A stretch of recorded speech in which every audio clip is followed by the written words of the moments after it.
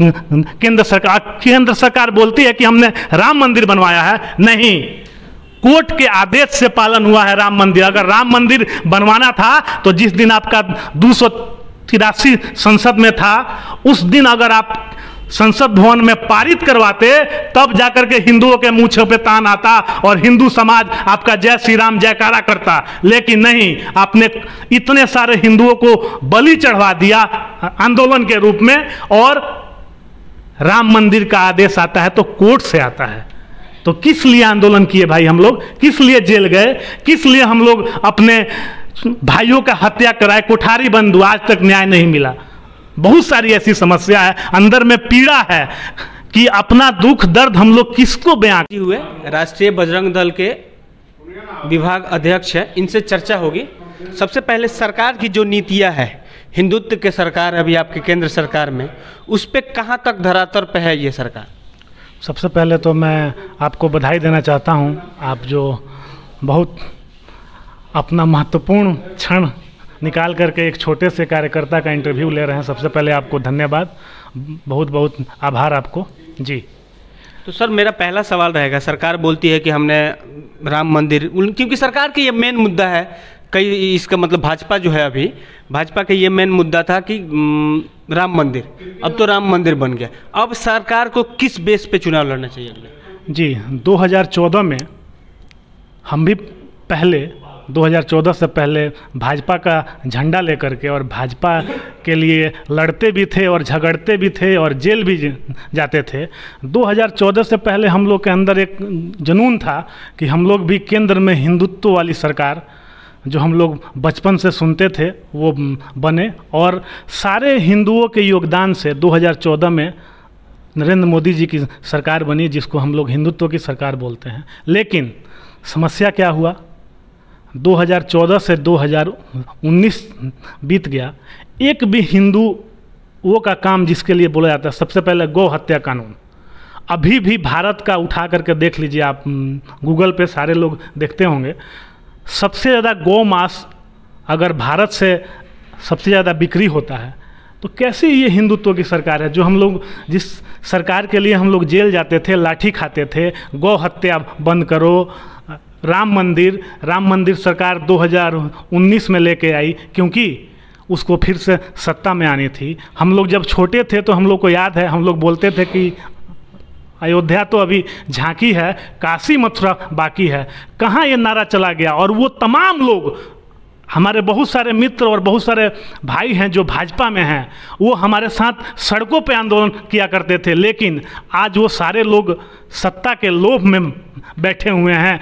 आजकल हिंदुओं पे, बिहार का मैं बात बता रहा हूँ, बिहार में लगभग किशनगंज से उठा के देख लीजिए, हर जगह हिंदुओं पे अत्याचार हो रहा है। लेकिन हिंदू का आवाज़ कोई, चाहे सांसद हो, चाहे विधायक हो, चाहे मंत्री हो, कोई नहीं उठा रहा है। आखिर हिंदू जाए किसके पास, अपनी समस्या बताए किसको? आपका गोपालगंज है, यहाँ पे रामनवमी जुलूस नहीं निकलने दिया जाता है सर, यहाँ पे 3-3 मंत्री हो जाते हैं, विधायक होते हैं, यहाँ के विधायक हैं, लेकिन क्या है, कुछ नहीं हो पाता है। आखिर हिंदू समाज जो पूरा अपना एकमत होकर के बिहार में भी सरकार बनवाया, केंद्र में भी सरकार बनवाया, हिंदुओं का कोई एक कार्य बता दीजिए जो केंद्र सरकार बोलती है कि हमने राम मंदिर बनवाया है, नहीं, कोर्ट के आदेश से पालन हुआ है राम मंदिर। अगर राम मंदिर बनवाना था तो जिस दिन आपका 283 संसद में था, उस दिन अगर आप संसद भवन में पारित करवाते, तब जाकर के हिंदुओं के मुंह पे तान आता और हिंदू समाज आपका जय श्री राम जयकारा करता। लेकिन नहीं, आपने इतने सारे हिंदुओं को बलि चढ़वा दिया आंदोलन के रूप में, और राम मंदिर का आदेश आता है तो कोर्ट से आता है। तो किस लिए आंदोलन किए भाई हम लोग, किस लिए जेल गए, किस लिए हम लोग अपने भाइयों का हत्या कराए, कोठारी बंद हुआ, आज तक न्याय नहीं मिला। बहुत सारी ऐसी समस्या है, अंदर में पीड़ा है कि अपना दुख दर्द हम लोग किसको बयां करें, कोई सुनने वाला नहीं है। चलिए, इलाहाबाद कोर्ट का एक ऑर्डर आया है, एक मतलब फरमान आया है कि क्या गाय को राष्ट्र पशु घोषित करना चाहिए, इस पे आपका क्या कहना है? ये भी कोई कहने वाली बात है? हमने तो आपको पहले भी बताया कि हम लोगों ने सरकार इसीलिए बनवाया था लेकिन सरकार इस पर अभी तो कुछ बोली नहीं है। वही तो मैं बता रहा हूं कि सत्ता के लोभ में नशे में बैठ गए हैं हमारे प्रधानमंत्री जी। पता नहीं, उनको भी पता है और सारे हिंदू समाज को भी पता है कि मुसलमान कभी भी भाजपा को वोट नहीं देगा, लेकिन फिर भी उनकी चापलूसी, उनके लिए तरह तरह के प्रोपगेंडा, उनके लिए तरह तरह के कानून नियम सब बना रहे हैं। लेकिन हिंदुओं के लिए क्या कर रहे हैं भाई? हिंदू समाज ने आपको सिरमौर बनाया, देश का एकदम सर्वोच्च गद्दी पे बैठाया आपको, लेकिन आपने क्या किया है?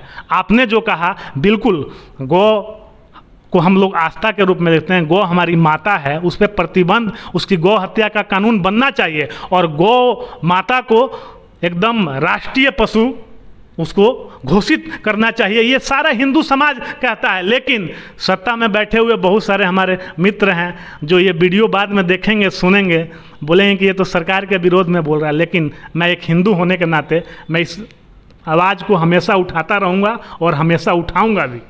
एक चीज़ और आपसे चर्चा हुई तो मुझे आपने जिक्र किया कि संस्कृत कहीं ना कहीं संस्कृत पीछे जा रहा है, तो इसका क्या मतलब, क्या इस पर करना चाहिए कि ये आगे आए?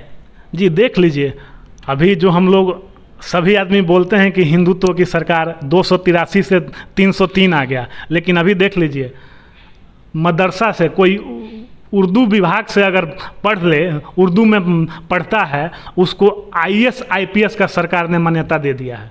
अरे भाई, उसका चेकिंग कौन करेगा? पेपर कोई हिंदू तो नहीं करेगा, हम आप तो करेंगे नहीं, जब करेगा तो कोई मुसलमान ही करेगा।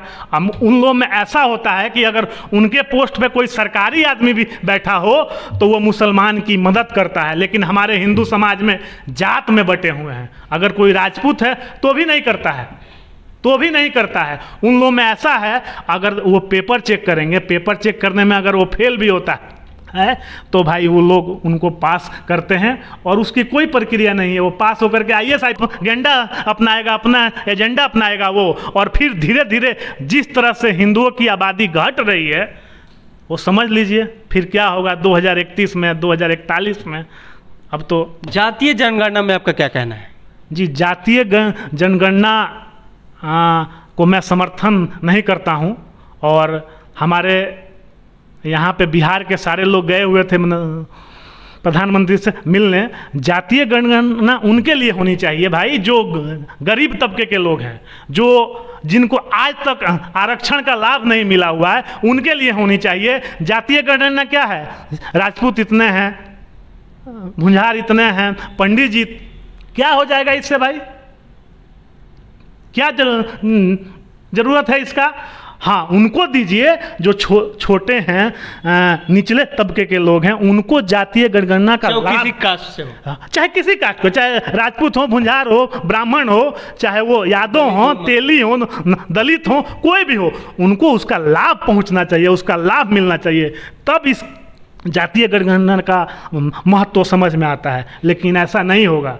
जिस तरह से ये पूरा बिहार के नेता लोग एक होकर के केंद्र में चले गए, क्या यहाँ पे कुछ होता है ऐसा कुछ? तो ये सारे नेता एक होते हैं? नहीं होते हैं। पक्ष विपक्ष, बिल्कुल, पक्ष विपक्ष को अगर देश हित में कोई बात करनी हो तो ये सब एक नहीं होते हैं। तो यही तो जनता को मैं बताना चाहता हूँ कि आप लोग समझिए और सोचिए, आने वक्त